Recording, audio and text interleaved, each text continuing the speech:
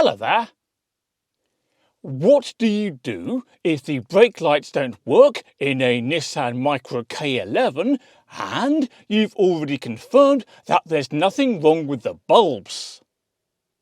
Well, the problem may be caused by a faulty switch down here by the brake pedal.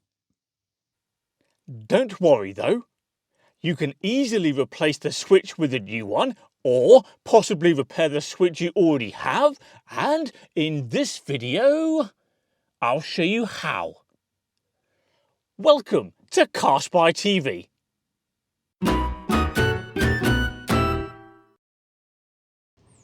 Right, to find the switch, start with the brake pedal, and then follow it up in this direction. I shall show you. So we follow it up like so, and that black thing there is the switch we're looking for. We now need to remove that switch. To remove the switch, turn it anti-clockwise, like so. Then pull it backwards out of its housing, and now let it drop down towards the floor well. And we can now see the switch dangling down here. We now need to remove the switch from its electrical connector. And for that, we need a small screwdriver with a flat head. To remove the electrical connector, first find this rectangular piece of plastic here. Can you see that? And then push that in with your thumb and hold it like that. Okay? And then grab the screwdriver and just poke it in the side here and start to wedge the electrical connector away. See it coming up? The gap is increasing. And then, with a little bit of luck, it should just pop out. Let's have a go. It's coming. Nearly. Come on now. There we are. So there's the switch detached from the car, and we can see, if we look at this end, that there's a little plunger that goes in and out when we press the brake pedal.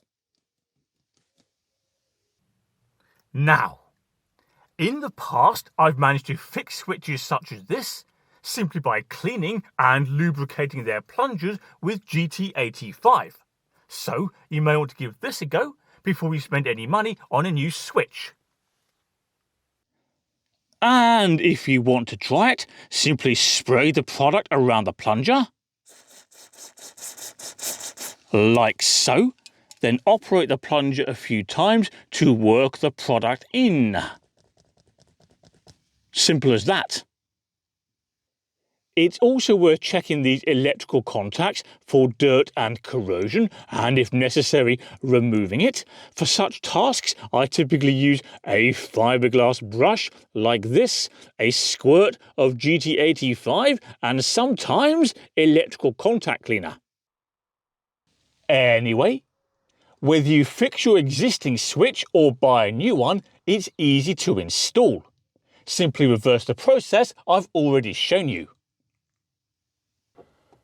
This is as comfortable as it looks, by the way. Alright, okay.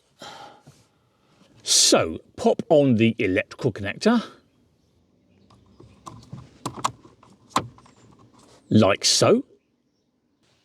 Then pop the switch back into its housing and turn it clockwise to lock it in position.